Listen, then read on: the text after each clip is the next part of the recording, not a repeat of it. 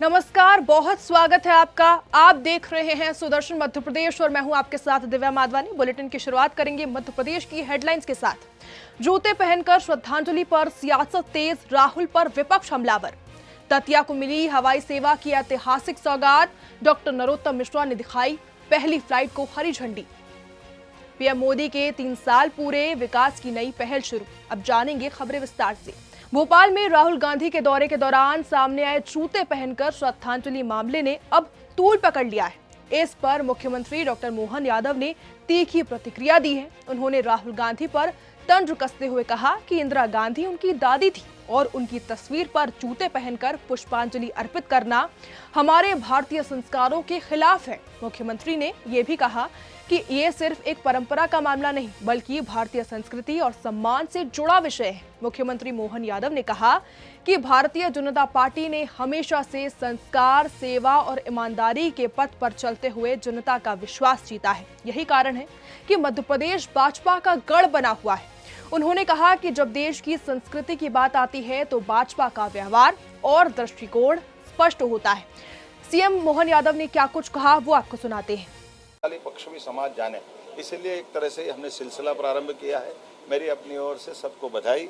आज मुझे जानकारी आई कि हमारे राज्य के अंदर नेता प्रतिपक्ष आना चाहिए, कोई बात नहीं, लोकतंत्र सबको आने का अधिकार है, वो होना चाहिए। लेकिन दादी जी के लिए उनने पुष्पांजलि करी और जूते नहीं खोले, मेरे को थोड़ा जचा नहीं है, थोड़ा हमारे संस्कार के विरुद्ध है। उनको इस सब से ध्यान रखना चाहिए। मैं अपनी ओर से अपनी खास करके इस संस्कृति के ऊपर हमारे यहाँ थोड़ा संवेदनशीलता रहती है, सबके मन में भाव आता है।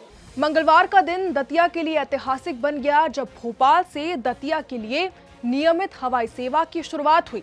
इस शुभ अवसर पर मध्य प्रदेश के पूर्व गृह मंत्री डॉक्टर नरोत्तम मिश्रा ने भोपाल एयरपोर्ट से पहली उड़ान को हरी झंडी दिखाकर रवाना किया और यात्रियों को स्वयं शुभकामनाएं भी दी। डॉक्टर मिश्रा ने कहा कि ये केवल एक हवाई सेवा नहीं बल्कि श्रद्धा, संस्कृति और समृद्धि की ऊंचाई है। दतिया जो मां पीताम्बरा पीठ, सोनागिरी, बालाजी मंदिर और अन्य तीर्थ स्थलों के लिए प्रसिद्ध है, अब देश के हवाई नक्शों पर सीधे जुड़ चुका है। इससे धार्मिक पर्यटन को तो बल मिलेगा ही, साथ ही व्यापार, शिक्षा, स्वास्थ्य और रोजगार के क्षेत्र में भी नई संभावनाएं जन्म लेगी।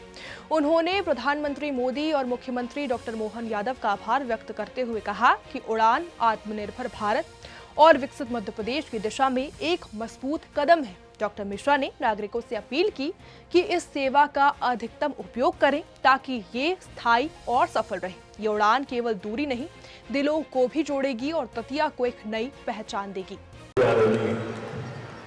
आलोक शर्मा जी, सांसद भोपाल, अवस्थी जी, कार्यक्रम के संचालक महोदय, मेरे लिए आज वास्तव में हर्ष का दिन है और माई की सीधी हमारी फ्लाइट आज से प्रारंभ हो रही, दतिया के लिए प्रारंभ हो रही, खजुराहो के लिए प्रारंभ हो रही। और अवस्थी जी ने जैसा भी अपने भाषण में भी बताया था, पिछले 6 महीने काफी इसके जो अनुमतियां वगैरह थी वो लेने में काफी संघर्ष करना पड़ा। प्रधानमंत्री जी ने अनुमति के बाद में भोपाल से 31 तारीख को एयरपोर्ट का उद्घाटन किया। उनका भी आभार। मैं भी बैठा बैठा बात कर रहा था सानी साहब से, एयर एम्बुलेंस भी वो दतिया की बात कर रहे हैं, अगर वो भी हो जाए तो दोनों फ्लाइटें किसी न किसी रूप में दतिया से, ये निश्चित है कि दतिया से बहुत अच्छा ट्रैफिक मिलने वाला है। भोपाल में भाजपा प्रदेश अध्यक्ष वी डी शर्मा की अध्यक्षता में कार्यशाला संपन्न हुई है। बैठक में प्रधानमंत्री मोदी के तीसरे कार्यकाल के पहले वर्ष पूरे होने पर 9 जून से कई कार्यक्रम आयोजित करने का फैसला लिया गया। प्रदेश के सभी मंडलों, गांव और शहरों के वार्डों में चौपाल लगाकर पिछले 11 सालों में भाजपा सरकार द्वारा किए गए विकास कार्यों और गरीब कल्याण योजनाओं की जानकारी आम जनता तक पहुंचाई जाएगी। कार्यशाला में 5 जून पर्यावरण दिवस, 21 जून को योग दिवस और 23 जून भाजपा संस्थापक डॉक्टर श्यामा प्रसाद मुखर्जी के कार्यक्रमों पर भी चर्चा हुई। इसके साथ ही 25 जून को देश में आपातकाल लगाए जाने के 50 साल पूरे होने पर भी विशेष कार्यक्रम आयोजित किए जाएंगे। 9 जून को जिला स्तर पर प्रदर्शनी, संगोष्ठी और सम्मेलन आयोजित कर जनता को सरकार की उपलब्धियां भी बताई जाएगी। ये पहल जनता से सीधे जुड़ने का मजबूत माध्यम बनेगी। अब भाई कौन सा लंगड़ा घोड़ा है उनका, वो खुद उनको दौड़ना आता नहीं है, खुद घोड़े की सवारी करना जानते नहीं हैं। अब वो घोड़ों की बात करते हैं, इसलिए वो पहले अपने संगठन के घोड़ों के बारे में चिंता कर लें तो अच्छा रहेगा। एक और चीज़ उन्होंने तो विधायक दल की बैठक में बोली कि एक विधायक ने पूछा कि हमारे पास चेहरा नहीं है, तो राहुल गांधी ने कहा हमारे पास तो 10-10 चेहरे। बात तो यही तो है ना कि 10-10 चेहरे हैं, उसमें 2 और जोड़ दो तो सारे चेहरे उनके क्लियर हो जाएंगे। इसलिए मेरा ये मानना है कि ये उनके काम है, उन अपने संगठन के बारे में, कोई भी संगठन है अपने संगठन के लिए जाने का प्रयास करता है। मुझे अच्छा लगेगा कि वो मध्य प्रदेश के अंदर अपने संगठन की वो चिंता करें, लेकिन भारतीय जनता पार्टी सकारात्मक राजनीति करती है और पॉजिटिव एटीट्यूड पर हम अपने काम के आधार पर आगे बढ़ते हैं। हम किसी के दूसरे की चिंताएं पालें, मुझे लगता है कि इसकी हमें ज़रूरत नहीं है। हमारी लाइन बड़ी है। विदिशा जिले की नटेरन जनपद की ग्राम पंचायत कोलवा एक बार फिर से चर्चा में है। यहां पर उप सरपंच और 6 पंचों ने सरपंच और सचिव पर गंभीर भ्रष्टाचार के आरोप लगाए। शिकायतकर्ताओं का कहना है कि 3 साल से ग्राम सभा नहीं हुई, पंचायत की बैठक तक नहीं बुलाई गई और उन्हें मिलने वाले मानदेय भी नहीं दिए गए। सबसे बड़ा आरोप पंचायत भवन निर्माण को लेकर है। करीब 37.5 लाख की योजना में से 8.5 लाख रुपए पहले ही निकाल लिए गए, लेकिन काम न सड़क किनारे हुआ, न ही पारदर्शिता के साथ हुआ। तालाब निर्माण में भी फर्जीवाड़े के आरोप हैं, क्योंकि मौके पर कोई तालाब दिखाई ही नहीं देता। ग्रामीणों ने कलेक्टर से निष्पक्ष जांच और दोषियों पर कड़ी कार्रवाई की मांग की है। अब देखना यह है क्या प्रशासन इस शिकायत को गंभीरता से लेता है या मामला ठंडे बस्ते में चला जाता है। हम लोग सरपंच सचिव की मनमानी से के कारण यहाँ पे आए हैं, काफ़ी परेशान हैं। पिछले 3 वर्षों में ना तो कोई भी ग्राम सभा हुई हमारे यहाँ, ना ही कोई ग्राम पंचायत की कोई मीटिंग हुई, ना हमारी किसी पंच का मानदेय आज तक दिया गया और जो भी पंचायत में पैसा आता है उसकी कोई जानकारी नहीं मिलती। उसको भ्रष्टाचार के रूप में दोनों सरपंच सचिव खा रहे हैं। और एक नवीन पंचायत भवन आया है 37.5 लाख रुपए का, जिसमें 8.5 लाख रुपए सरपंच सचिव ने आज से 4 माह पूर्व निकाल लिए थे, जबकि ऐसा नियम नहीं है, उसमें अंतरिम हरण नहीं की जा सकती, मगर उन्होंने अपनी मनमानी से पैसा निकाल दिया, उसका निजी उपयोग में लिया। अब जो पंचायत भवन अब वो बना रहे हैं तो एक जंगल के पास बना रहे हैं, वहाँ पे ये महिला पंच सब लोग और हम लोग सभी लोग उस चीज़ का विरोध कर रहे हैं। हम लोग मेन रोड पर चाहते हैं पंचायत भवन, जहाँ पूर्व का पंचायत भवन एवं मिडिल स्कूल की बिल्डिंग और प्राइमरी स्कूल की बिल्डिंग बनी हुई है, हम लोग सभी लोग उसका चाह रहे हैं पूरे पंच मिलके। क्या नाम है आपका? हमारा मनीषा है जी। कहाँ से आई हैं आप? ग्राम कोलवा से। कौन है आप वहाँ के? हम पंच हैं। अच्छा दीदी, क्या मामला था आज ये थे हम वो बता रहे हो पंचायत वहाँ बन रही है तो वो वहीं बनना चाहिए जहाँ हम बता रहे हैं वहीं की जगह। विदिशा में एक अनोखा नजारा देखने को मिला जब भ्रष्टाचार उन्मूलन संघर्ष समिति के सदस्य ढोल नगाड़ों के साथ कलेक्ट्रेट पहुंचे। उन्होंने जिला अस्पताल और आसपास के स्वास्थ्य केंद्रों में दवाओं, पट्टियों और जरूरी सामग्री की भारी कमी की शिकायत की है। आपको बता दें, समिति के अध्यक्ष रवि साहू ने मुख्य चिकित्सा एवं स्वास्थ्य अधिकारी पर गंभीर लापरवाही और भ्रष्टाचार के आरोप लगाए। शिकायतकर्ताओं ने कहा कि मरीजों को अस्पताल में जरूरी दवाइयां तक नहीं मिल पा रही। इस मामले में तहसीलदार अमित ठाकुर का कहना है कि अभी तक सभी व्यवस्थाएं ठीक हैं, लेकिन शिकायत के आधार पर पूरी जांच अब कराई जाएगी। अब सवाल उठता है कि क्या ये सच में लापरवाही है या फिर व्यवस्थाओं में कोई बड़ी चूक है। जांच के बाद ही ये सच सामने आ पाएगा। जिला चिकित्सालय में जो मूलभूत इमरजेंसी मेडिसिन है और आवश्यक चिकित्सा सुविधाएं हैं, उनकी उपलब्धता सुनिश्चित किए जाने के संबंध में ये ज्ञापन दिया गया है और इनके द्वारा मांग की गई है कि जितनी भी आवश्यक चिकित्सा की सुविधाएं हैं वो सभी जिला अस्पताल, साथ ही CSC और PSC पर आवश्यक रूप से उपलब्ध रहे। कई समाचार पत्रों के माध्यम से आप लोगों ने भी पढ़ा होगा कि जिला विदिशा के अंदर जितने भी प्राथमिक केंद्र, स्वास्थ्य प्राथमिक केंद्र हैं, जितने भी हॉस्पिटल है, वहाँ दवाइयों का जबरदस्त टोटा है। जबकि CMHO योगेश तिवारी जो विदिशा के CMHO हैं, 40 लाख का बजट आ गया, लेकिन इसके बावजूद उन्होंने अभी तक रिलीज नहीं किया। शाहजहाँपुर से एक हैरान कर देने वाली खबर सामने आई है, जहां पर चोरों ने पुलिस लाइन को ही अपना निशाना बना लिया। यहां पर 3 पुलिसकर्मियों के सरकारी आवासों के ताले तोड़े गए और 2 घरों में चोरी की वारदात को अंजाम दिया गया।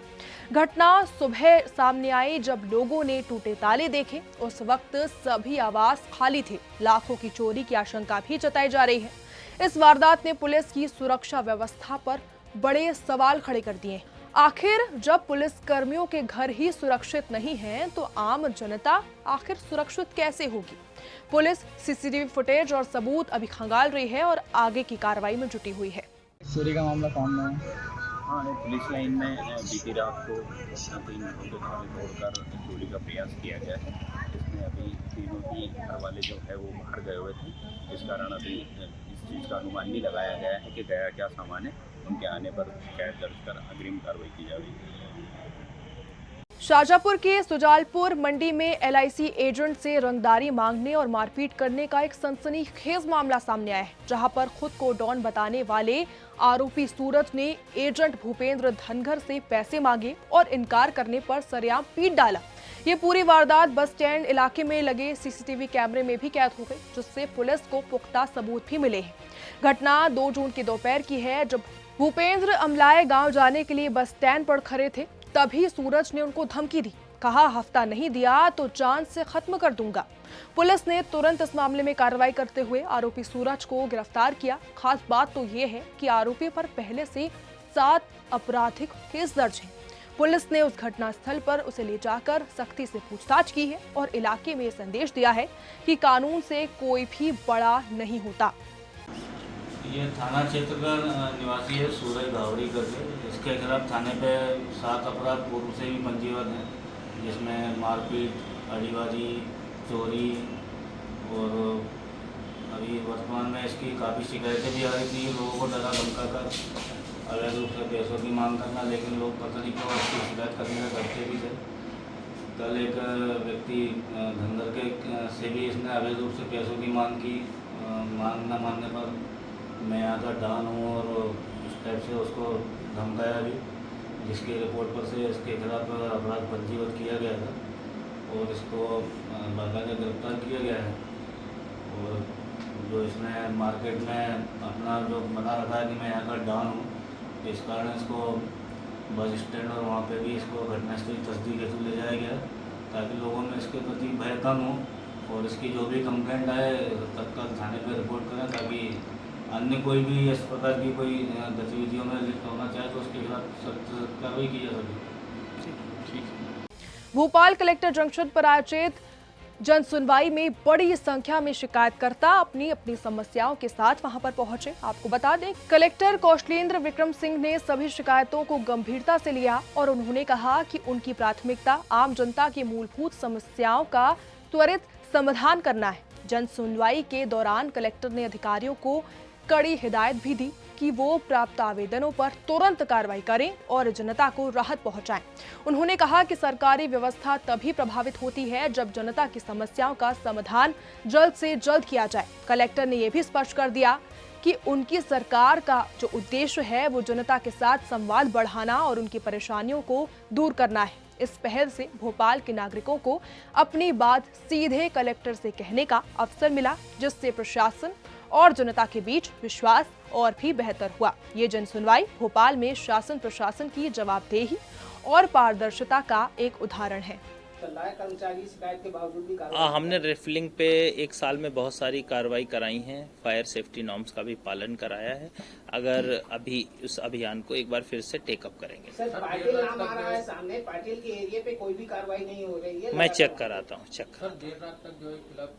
देखिए क्या है, टाइम से ऊपर कोई संचालित करने की अनुमति नहीं है। लगातार जुर्माने की कार्रवाई हो रही है। अगर अभी हमने कुछ सील भी किए थे बार वगैरह, अगर आगे भी कार्रवाई जारी रखेंगे। फिलहाल के बुलेटिन में बस इतना ही। मध्य प्रदेश की तमाम खबरों के लिए देखते रहिए सुदर्शन मध्य प्रदेश। जय हिंद।